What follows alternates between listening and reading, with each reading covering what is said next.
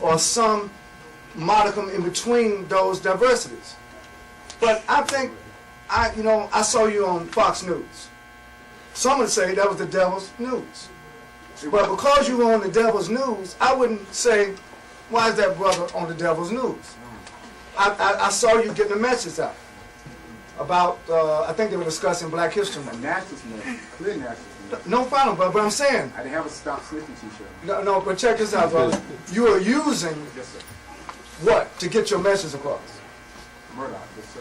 Okay, you feel me? Yes, sir. Okay, what's the difference between Murdoch and Jimmy Iovine? Murdoch and Jimmy Iovine? I said, no, I didn't say, I said, what is the difference What's the between difference Murdoch between and Jimmy Iovine? They're both of the sin of God to save. Right. The difference is, Jimmy Iovine has buffers in between him and the nationalists who prevent the nationalists from dealing with Jimmy Iovine and the other white men who control hip-hop. That's Yes, the sir. difference. I think you get my point. I don't want to debate you. My point is simply this, brother. When we rise to stand in judgment, make sure that what we offer in terms of our own perspective and how our perspectives in life are informed by our experiences, by our study, by our mentors, many different factors that goes in one's makeup or perspective. And I'm just sharing with you, as your elder, your desire to see the freedom of our people, that's a healthy thing. That is not unhealthy. That is very healthy. I would rather see you in the very manner in which you are today than some other images in our community. But at the same time, as I say that to you, I'm not writing off any brother or sister. You know, because I have seen in my own life that nobody is beyond redemption. And if we start classifying or excluding people from the struggle because they may not adhere to my principles. For example, after 30 years, I joined the Nation of Islam. A lot of church people got, oh, how could you do that? I said, well, because I believe that with God, all things are possible. But it wasn't necessary for me to attack the church. That's my foundation. But in my own search for truth, working with the Honorable Minister Louis Farrakhan, I've learned a greater truth about the oneness of God and the oneness of all people. Because one of the things, as you know, being a nationalist, that even Brother Malcolm had to come to grips with in his own evolution was that the center of who is worthy of liberation is not solely dependent on racial categories. However, if you don't love yourself, it's hard for you to love somebody else. And the problem with black people today is not that we are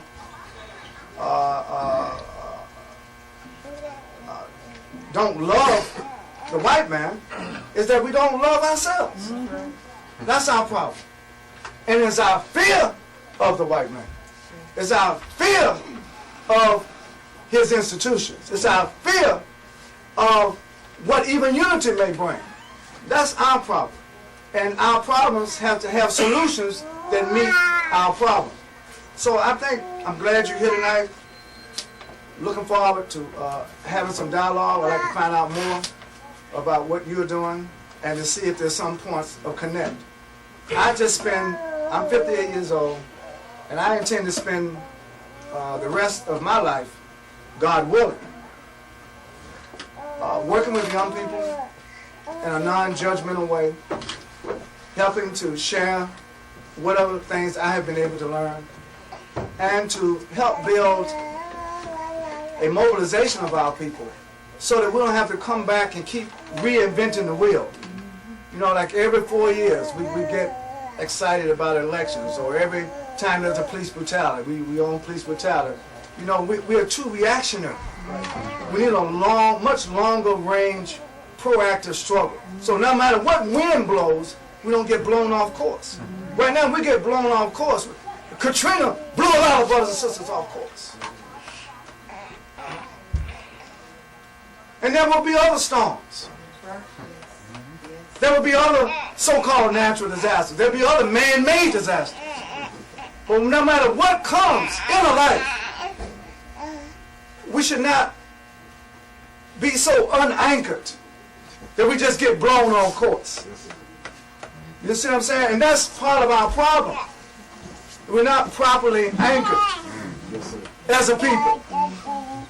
And my words are designed, again, not to make anyone feel uncomfortable, but to encourage you to also search for truth.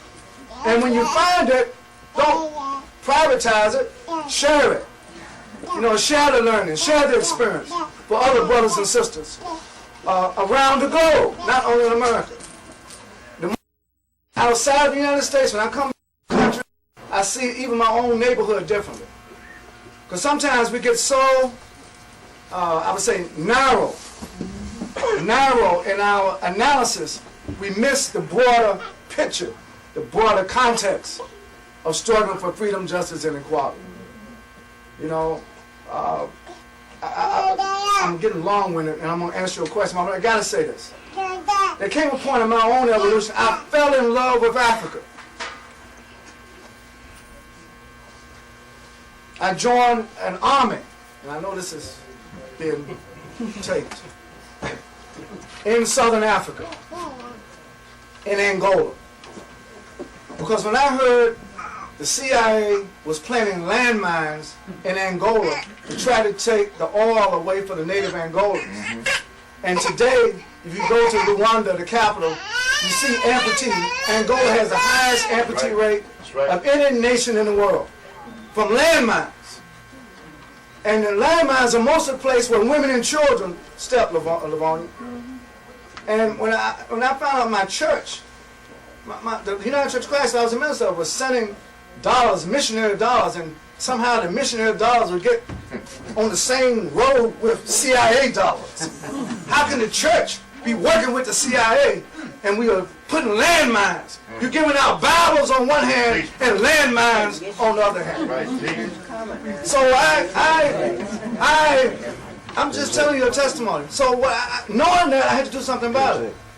So my first inclination, since I discovered I was an African, later in life, I said, I'm moving to Africa. I was going to move my family. I was going to come dig up my parents' graves. I was going to move every remnant of the Chavis family back to Africa. Yes, sir. And the process of really trying to move, my coat was pulled by some elders in Africa. I said, son, if you really want to help Africa, change America. Yes, sir. Because the suffering of Africa comes from here. Change America. Malcolm, we're living in the belly of the beast. That's right. Now, in truth, when I'm out in the community, now y'all are conscious people are relatively here, but the community out here, they don't, when they see me walking down the street, they don't say anything about the Wilmington 10 or the NAACP or even the Million Man March. You know what they say when the young brothers see me down the street? Oh, that's the nigga from Belly. Because the image gets repeated over and over repetitively in the mindset of our youth. And when I understood that, I said, well, I got a work to do. Not just to have cameo positions in videos or movies. No, that's the end point. What's the deeper root point? Is that we have to, it is a war going on. And we have to fight on many different levels. All of us are not in the same infantry unit, if you allow me to say that. But it does not mean that we do not have a role to play. You know, it does not mean when you're in school, when you're in college, or you're in the street, you got a role to play. And so, I didn't have to dig up my family's remains, because I have a better sense of how to help Africa. You can't help the world if you're not helping yourself.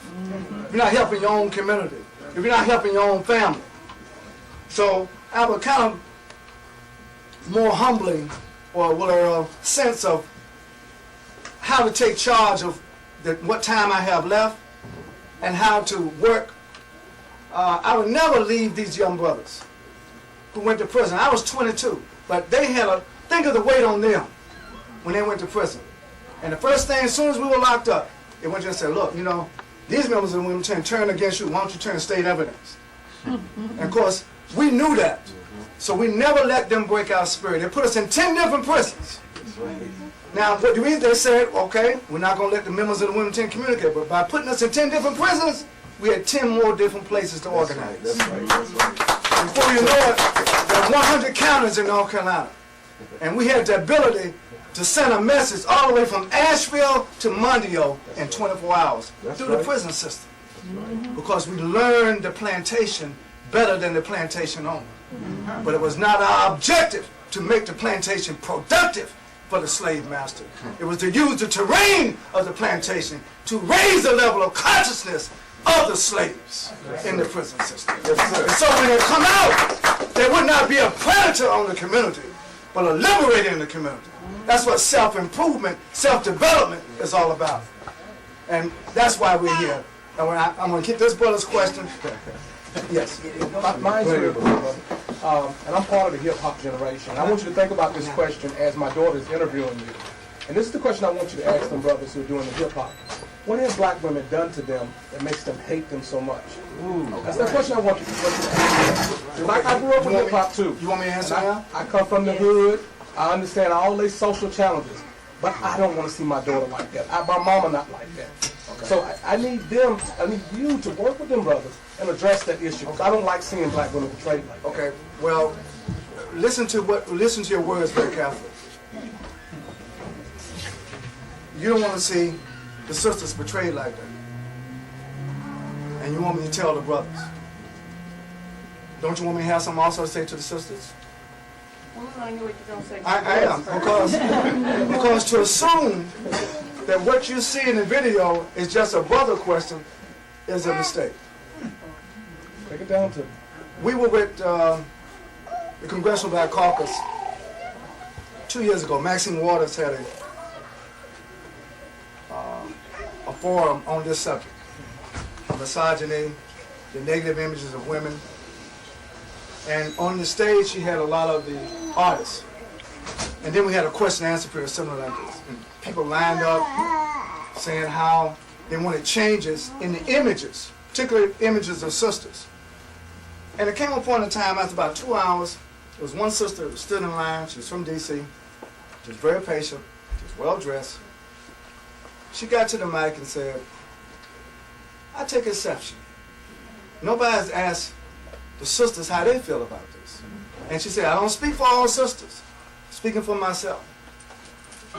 I don't know whether she had worked in videos, but her position was she was defending what the images, the negative images. I'm not, because they're young minds, I'm not going to say the exact words she said, but she says, when they call me that, I am that. Now, that doesn't justify what it said, but the reason why I'm bringing this up to you, dear brother, there is a problem. The question is, how do we solve it? And I have found a way to solve it is to work with the brothers and the sisters who are in the industry, who engage in it, to get them to see the value of the alternative. But it's how you approach them. See, when I talk to them, they don't get defensive because they know I'm not a quote-unquote player hater on the culture. But if they perceive you to be a player hater on the culture, their ears are going to close up. They won't even hear the kindness or the accuracy or the value of the criticism. And that's why there's a communication gap, even among us, when it comes to our young people. And all I'm saying is, no, not to pretend like it's not a problem. It is a problem. But the question is, how do we deal with it? And I have found out that you can deal with it constructively to the extent to which we engage those young brothers and sisters. Critically, but also to listen. Because, for example, the sisters who appear in those videos, have you ever taken time to ask them why they appear in those videos? what they're trying to object. The video directors, most of whom are brothers, but you'd be surprised, some of them are sisters, they're not all brothers, who determine write out the script, write out the scenes, and put those videos together. I think that I wanted to share something else with you. Brother Leonard Dunstan is from Durham. Right. He's the past president of the National Association of Black Social Workers. The National Association of Black Social Workers also had a conference on this subject. They asked me to be the speaker because they know I work in hip-hop. I was honored to accept it. And the National Conference of Black Social Workers, they have always a 3-day conference. And on the last day, they have something called Harambe. So everybody in Harambe, they dress up in the African garb and before the speaker speaks, and they also have dance. So right before I was called to the podium, they brought up these African dancers who were scantily clad, scantily dressed in African dress, and they were doing African dance. So I had the videographer capture the African dance on one screen, and then I put in a video from Nelly and Ludacris. I put it together so they could see that part that was upsetting everybody. And I asked the National Association of Black Social Workers, tell me the difference between this booty shaking on hip hop and this belly shaking in African dance. And I had to study. I sat down and I had to study the video. Because what we deem as culturally appropriate in terms of African dance, if we're not careful, we'll slide right over and say that is culturally inappropriate because in our mind it's not connected to our African ancestry. And the point I'm trying to make is, please do not underestimate the intelligence or the aspirations of these young people. They all come from families, many of them, and they're on a journey. I was surprised in Atlanta that most of the video dancers there in Ludacris dance are Spelman college students. That doesn't make it right in terms of the image that they do, but our assumption is that, oh, this must be a young woman who some pimp is making do this video. That's not the case. That doesn't make it right. It doesn't make it right. But I'm saying is, one of the reasons why we have a problem right now in our own community, I'm talking about the white community, I'm talking about our community, is because we don't talk about these issues in a way that allows us to connect, even when we disagree. And I'm glad you asked that question, because it is something that we should talk about, but I would also like to invite into the discussion the young people themselves. So you could hear, not from them, but from them, why they engage in that, and possibly what alternative we could offer to them to make a living doing a different kind of image in the videos. Then it comes to who buys the videos. Because a lot of brothers and sisters, not you, who complain about it, they run to the store and buy it. They hope that sometimes they show it when they think that their kids are asleep. But we're doing the internet right now. All of you should check out what your young people watch. Every young person. How old are your kids?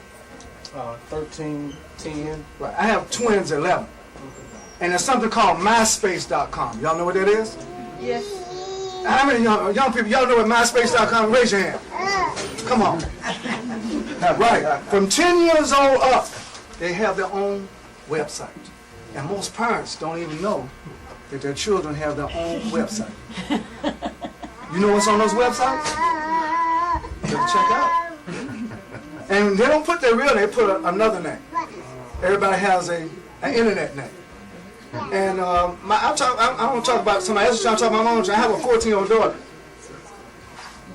And I don't like to invade her privacy. So I asked her one night, what's your internet name? And she said, Thug Princess. I said, Thug Princess? Why would you choose a name like Thug Princess? You know, I take you to the mosque, I take you to the church. We've got a prayer rug, we pray. Why would you want to be Thug Princess? He said, well, Daddy, you just don't know what's going on. I said, obviously I don't. But I want to find out what's going on. And I thank my daughter for being honest with me. She could have made up, you know, Allah's best. But she told me the truth, and I thanked her for telling me the truth. A lot of times we push our children to lie to us. Right, that's right. Because we as adults are not prepared for the journey that our young people are on. And I'm just bringing this up because it's essential that the legacy of struggle be passed on to the young people. But it's not just passing, are they going to receive it? And how it's the reception of truth. And that's what's missing. The receptivity. This should be the relay generation. It's a passing baton. When I was at the NAACP, they said, oh, the theme was passing the torch. And I laughed. I said, y'all ain't serious about passing no torch. Because what y'all passing, the fire's already going out. Young people don't want some relic. They want something that's alive. I'm being honest. And upon the challenge that the Durham Committee on Affairs of Black Business has, and I'm glad you got the youth committee, is not only bringing the youth to the meeting, but engaging them between the meetings. Making sure that there's something that is of value in their life at their age. The chairman is here to meet with you after for this youth. Yes. We come with the youth council. Very good. We're going to have it. Right, that's right. We're going to have a Hip Hop Summit Youth Council here in Durham. That's right. We're going to bring hip hop music in the church. Hello? On the condition. That's right. Didn't I tell me? I said, right. I'm not bringing you no hip hop artists until you show me you're serious about studying in school. That's right. You're serious about pursuing excellence in your education. But it also means now the school has to have the kind of curriculum that gives the young people a sense of work. Right, that's right, man. Because a lot of times we destroy the minds of our young people at an early age, and they go out and find the alternative space. Rather than we go and try to find it, they get the alternative themselves. So one thing I like about the hip-hop people, they want it now, baby. They're not waiting tomorrow. They want it now. And to me, that's nothing wrong with that. There's nothing wrong with wanting your freedom now. The question is getting it now the right way. Because if you're impatient with our young people, we're going to lose them. Okay. Our young people need the embrace of proper guidance. And truth. Oh, no question. Truth. Absolutely true. And dear brother, I am really concerned about this because we have to be able to tell the young people the truth. And it's wrong to be calling sisters the names that they call sisters, treating them like they doing them. It's wrong, the violence against each other and against women is wrong. And we have to be willing to stand up to the brothers and say, it's wrong. All right. We got to be ready to say that. And my sister, I'm inviting you to join us. We do stand up and say to them it's wrong, but we don't leave it at that. That's my point. I don't know if you hear me. Saying it's wrong, we have to also say what is right. Exactly. It's just like these people telling people, don't do drugs. You tell the young people, don't do drugs. And we don't pander to but you don't tell them what brother. to do. We don't pander to their ignorance. No, I understand, sister, but I'm saying truth has to be properly transmitted. That's my point. And we're missing a whole generation of young people. Believe me. Out here in the streets of Durham, I'll take you with me tonight. Oh gosh, you don't have to. We're missing a generation of young. I've never seen it this bad. But my sister, I'm 57. But that's our responsibility. I came up like you. I have never seen it this bad. My sister. It is bad. My sister, and I'm appealing to you. If it's that bad, and it is, then we have to have the greater good that matches that bad. We have to, you see what I'm saying? But if we become frustrated, throw our hands up. And, you know, all I'm appealing to you is, all I'm appealing to you, yes ma'am, and we have to stay out there. Fight it on both sides. We have to stay out there, believe me. I'm just appealing to you. The thing is, I wish you could be with me. What I'm telling you tonight, when I'm around young people, I don't change my message.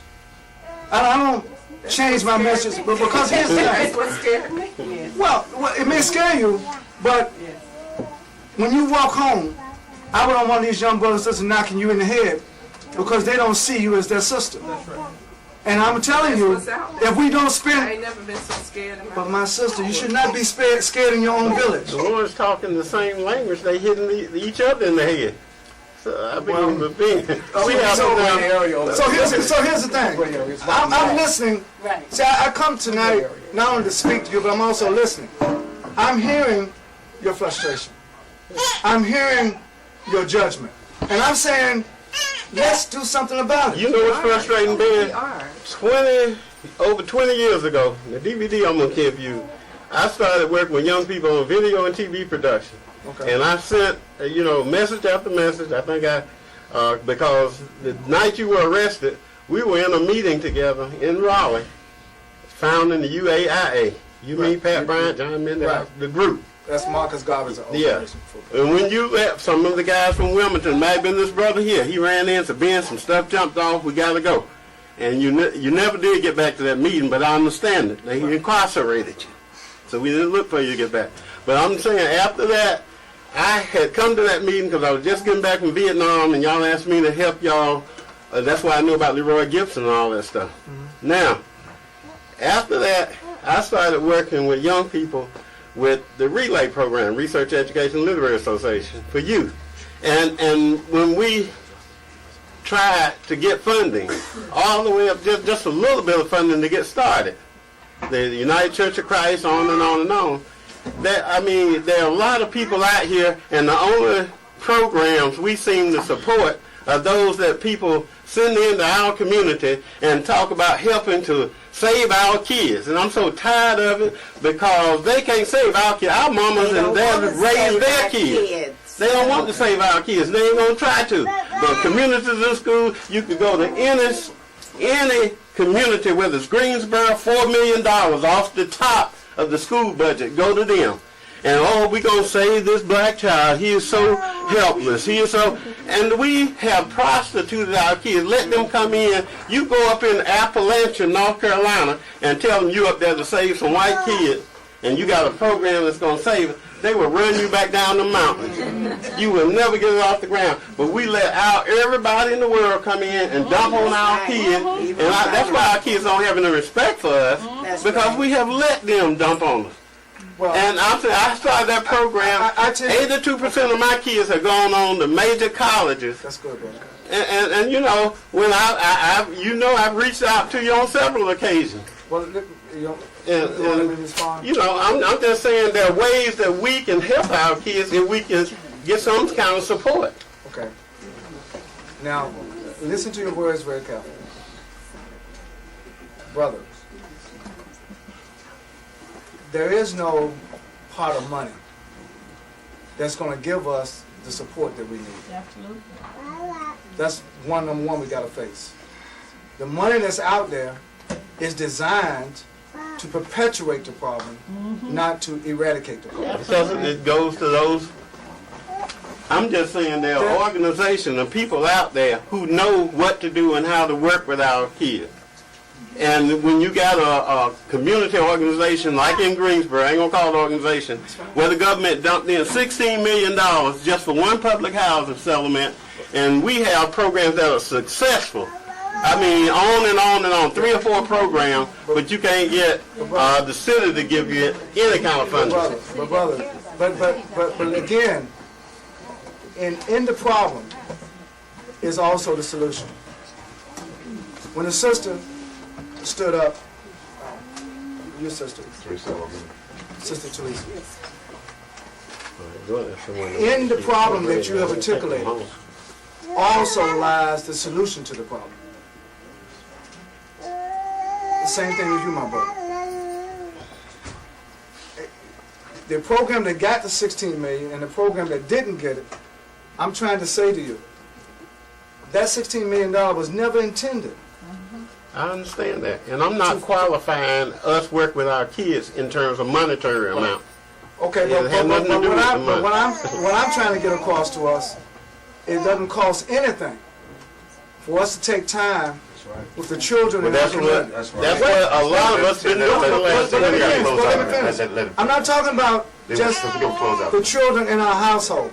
I'm talking about there once was a time, and some of you remember, where every child, not some of the children, every child was looked after by the community. Absolutely. That once was a time. But now, we have a sort of a provincial attitude of those kids, our kids. When in truth, if we say those kids and not our kids, it creates a dichotomy, a separation. It's how we see the village. When sister says she doesn't want to walk home, is afraid to walk home, that's a problem. Jesse Jackson said that. But the solution to that problem is not from outside of the community. It's inside. This is the point I'm trying to make. And we have to take, brothers and sisters, more consistent responsibility of how we communicate. I go to elementary schools as well as middle school. I listen to young people. And you would be, I would invite all of you, take time to go to some of these schools, not to make a lecture, but to listen to what the thinking and the mindset of our young people. I don't think that this is the worst generation of young people. I think this is the best generation of young people. However, this generation needs our best love. They're not getting it. This generation needs our best attention. They're not getting it. Y'all won't do nothing. I'm telling you. And they perceive that they're not getting it. I know young people who would be geniuses in school if they had proper nutrition before they went to school. We expect the schools to be the therapists for our children. That's got to be at home. They have to get the right therapy and nutrition and love before they get to the school. Because these schools, and maybe some school teachers in here, it's a hostile environment. That's why the expulsion rate and the dropout rate is so high among our kids. And once they're out of the school, they enter the street. And soon, if they're not into the prison, they enter the cemetery. And that is what's happening. And we have to be involved to try to straighten that out. We have to intervene. Not wait for the government to intervene. Not wait for the state to intervene. That's our responsibility. You know, and I guarantee you,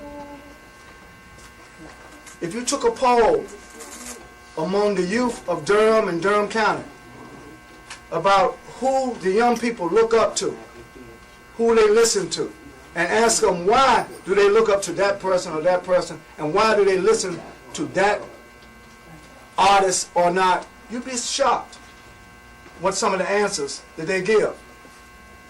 And one of the things I'm going to close on this point. I'm glad this questions were asked. In a sense, some may say, well, what does that have to do with the 1 to 10? It has everything to do with it.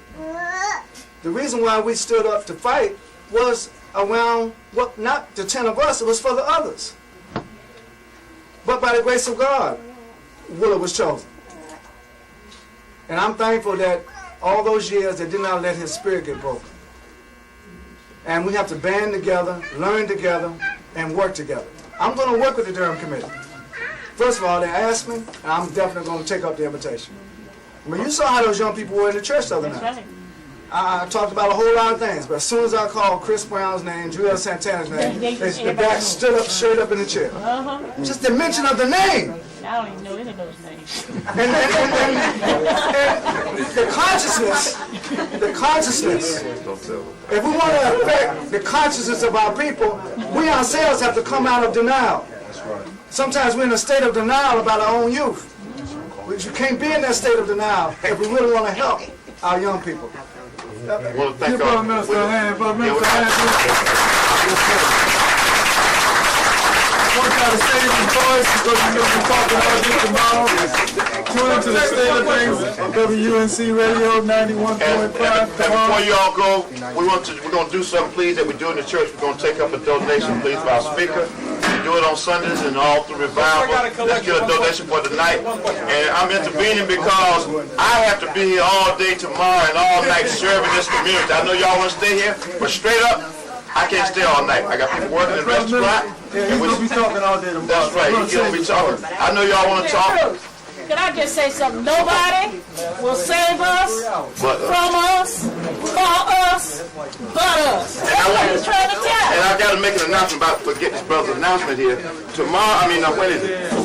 word of four. Read it, little one. Okay, open a public forum. Durham Public Library, main branch, 1 o'clock, sponsored by NRM, New Realization Movement.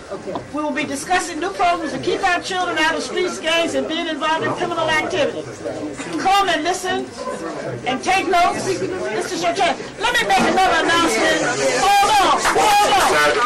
That's this coming Saturday at what? 1 o'clock p.m. at the main library downtown. Can I just tell you all there's something that everybody needs to get the word out? Please listen, please, y'all. Y'all taking up all this time talking and want to ask the man questions. Please listen. Hold it. Respect has to go 2 ways. Hold it. Can I? On May the 2nd, that is not a primary for the school board. On May the 2nd, that is not a primary for the school board. On May the 2nd, that is the election. And we'll be electing 3 different people. On 2 of those districts, there will be new people. Because we also know that at least 2 of the 3 that are on there now are not going to run. That's the election on May 2nd. Y'all need to tell the world. Some people think it's a primary. It's not a primary for the school board. It is an election, unless there's a runoff that will be on May the 30th. Can you all understand how serious it is to look at what makeup that is on that school board? That's where it begins, education. Who's running? Who's running? I'm not going to run for anything. I'm just telling everybody what we need to vote on. You can answer the question. Huh? What's right? You can answer. We're going on to the restaurant. Okay, thank you for coming, ladies and gentlemen. Come out to the Stone Center tomorrow. Wait, the donation plate. Somebody wants a donation. Candace, where you with the plate? They want a donation.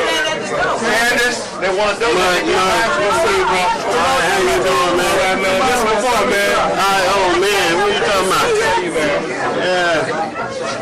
What you talking about? You can look at it.